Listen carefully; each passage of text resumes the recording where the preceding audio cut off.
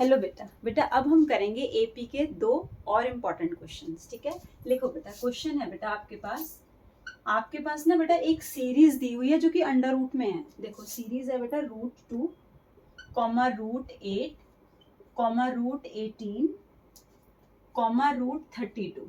ठीक है, और उसने क्वेश्चन पूछा है फाइंड नेक्स्ट टर्म।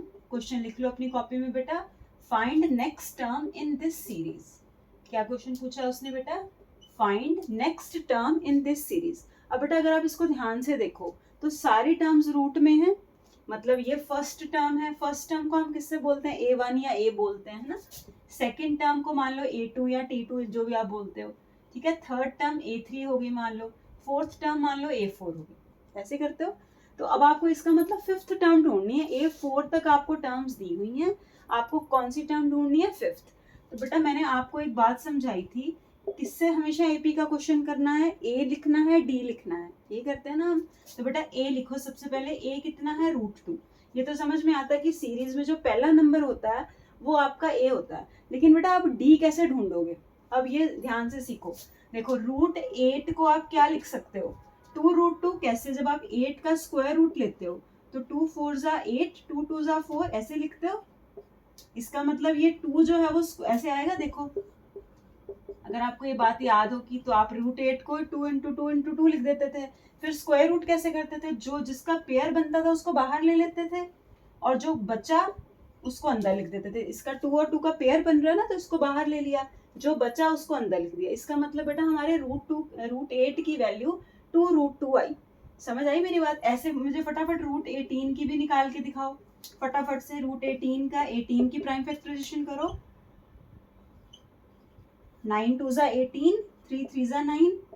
अब देखो √18 को हमने क्या लिखा? 2 × 3 × 3। किसकी पेयरिंग हो रही है? 3 की पेयरिंग हो रही है ना, तो 3 को लिखो बाहर, रूट में रखो 2। समझ आ रही है? देखो मैं क्या कर रही हूँ। पहला नंबर हमारे पास था √2, √8 को मैंने लिख दिया 2√2। ये समझ आई?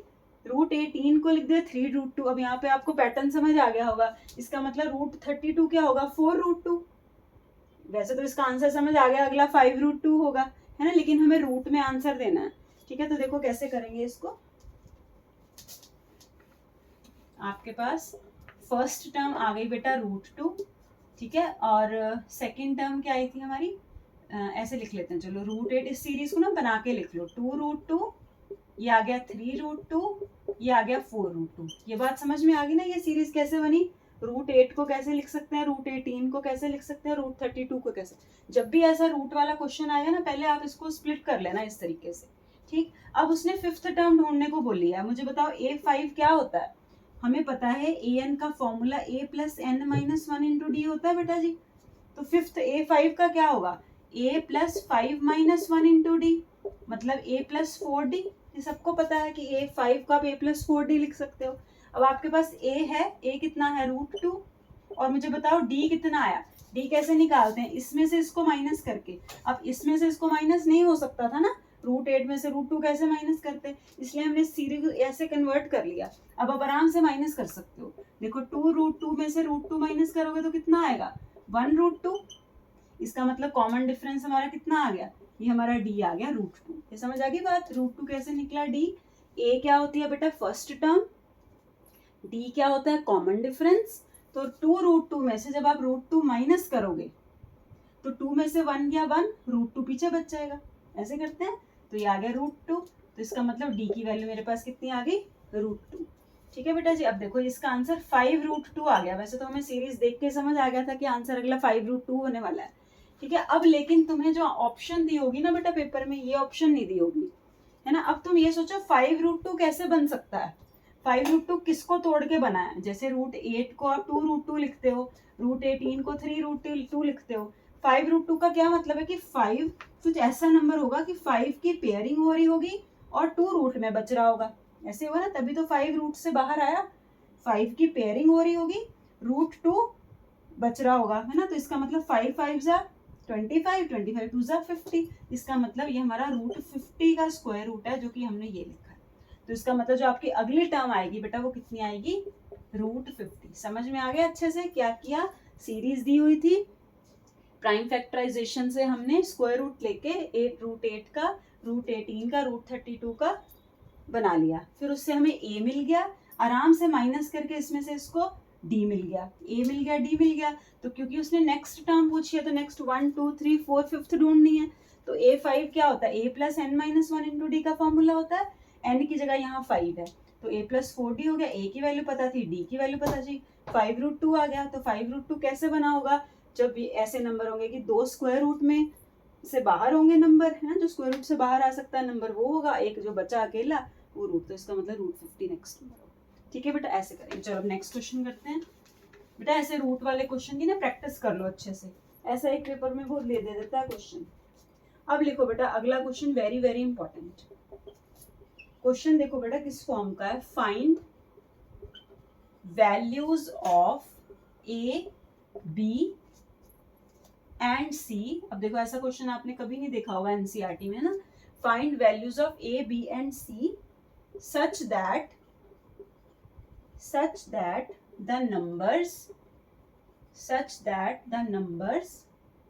a, 10, b, c, 31 are in AP। पहले नोट कर लो इस क्वेश्चन को, फिर समझाती हूँ मैं, आराम से नोट करो।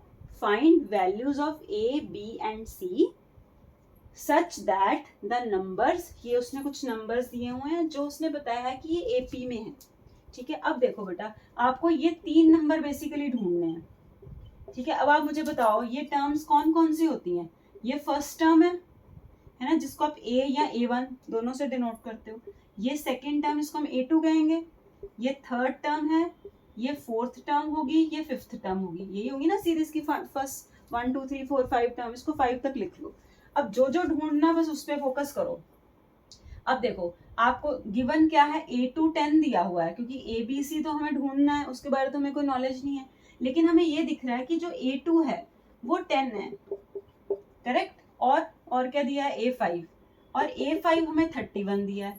ये दो चीजें जो हमें इस टाइप के क्वेश्चन में क्या करेंगे बेटा, जो आपको टर्म्स गिवन है ना उसके वो देख लो क्या क्या है। एक हमें सेकंड टर्म दी हुई है, मतलब a2 दी हुई है, एक 1 2 3 4 5, एक हमें फिफ्थ टर्म दी हुई है, उसको a5 मान लेंगे। तो a5 आपको कितना दिया हुआ है, 31। अब देखो a2 को आप क्या लिख सकते हो, a + d = 10। अब कई बच्चे पूछेंगे कैसे आया मैम ये, तो an बेटा होता है a + n - 1 × d, है ना। मैंने पिछली क्लास में बताया था कि अगर आपको a3 ढूंढना है तो वो होता है a + 2d इस फॉर्मूले में पुट करके। अगर आपको a6 ढूंढना है तो वो होता है a + 5d, मतलब एक कम होके आता है। तो अगर a2 लिखना है तो a2 को a + d = 10 आएगा। ऐसे a5 को क्या लिखोगे, a + 4d = 31।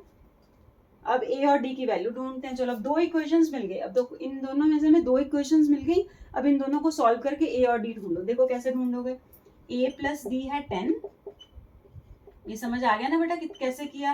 बस जो जो गिवन था a2 10 था, मतलब a + d 10 है। फिर a5 31 था, तो a5 31 मतलब क्या हुआ, a5 मतलब an होता है a + n - 1 × d, तो a5 क्या हुआ, a + 5 - 1 × d, मतलब a + 4d। तो वही लिखा है मैंने। ठीक, इसको नंबर 1 दे दो, इसको नंबर 2 दे दो, और a और d की वैल्यूज फाइंड करो। चलो मेरे साथ साथ करो, ये कट गया, ये आपका माइनस हो गया, ये आपका माइनस का साइन हो गया। ठीक है, अब यहाँ से बेटा -3d = -21 वैल्यू आई, तो d की वैल्यू आपकी यहाँ से कितनी आ गई, 7 आ गई, क्योंकि 7 3 = 21 होता है। एक बार चेक करो, समझ आ गई मेरी बातें सारी। अब आपके पास बेटा d की वैल्यू 7 आ गई। अब d की वैल्यू जब आपके पास बच्चे 7 आ गई तो आप इसमें पुट कर दो, इसको स्टार ले लो, स्टार मार्क कर दो, है ना। d की वैल्यू यहाँ पुट करोगे तो a की वैल्यू आ जाएगी, जैसे हम लीनियर इक्वेशन में पढ़ते हैं। तो a + d था 7, a कितना है, इनमें से आप किसी में भी पुट कर सकते हो। जो d की वैल्यू आई ना, आप इन इक्वेशन में से किसी में भी पुट कर सकते हो। तो a की वैल्यू कितनी है बेटा जी, अच्छा a फाइंड करना है, और d कितना है 7। ठीक है, = 10 था यहाँ, तो ये वाली इक्वेशन ले रहे हैं। ठीक है, तो a = 10 - 7, मतलब a की वैल्यू 3 आ गई। अब बेटा आपके पास a की वैल्यू आ गई, d की वैल्यू आ गई। ठीक है, तो आप कोई भी टर्म आप ढूंढ लो। अब उसने हमें कौन कौन सी टर्म पूछी थी, लिख लेते हैं दोबारा, a 10 b c एंड 31, ये थी, है ना। अब a तो आपके पास आ गई 3, a आ गई ना 3, दूसरी ऑलरेडी दी रखी थी 10। अब ये b कैसे फाइंड करोगे, अब देखो ये A1 है, ये A2 है, ये A3 है ना। अब A3 कैसे फाइंड करोगे बेटा, A3 होता है A प्लस 2D, तो बस पुट कर लो। A की वैल्यू आपके पास पता है 3, D की वैल्यू कितनी थी हमारे पास आई 7 आई थी शायद, है ना। बस इसमें पुट करके A3 आ गई। और ये कौन सी है A4, क्योंकि ABC उसने फाइंड करने के लिए बोला है, तो A तो आपने फाइंड कर लिया। ठीक है, डिफरेंट क्वेश्चन था बेटा, इसको ध्यान से करके जाना है। ठीक है, फर्स्ट टर्म आपके पास मिल गई, सेकंड टर्म हमारे पास 10 दी हुई थी, थर्ड टर्म हमें नहीं पता थी, उसने बोला था ढूंढो, तो A3 ढूंढना था, मतलब A प्लस 2D ढूंढना था। तो A पता चल गया, D पता चल गया, पुट कर दो। ऐसे ही ये कौन सी टर्म है A4 भी मिल जाएगी A प्लस 3D करके। हमारा मेन मोटिव A और D ढूंढना था, उसके बाद हम इसमें वैल्यूज डाल सकते हैं। ठीक है, जो भी टर्म्स है, तो आप इसमें बेटा वैल्यूज पुट करोगे तो आंसर आ जाएगा आपका, इसका आंसर 17 आ जाएगा, पुट करोगे। ऐसे इसका भी निकाल लेना। ठीक है जी, चलो बेटा बाकी नेक्स्ट टाइम करते हैं।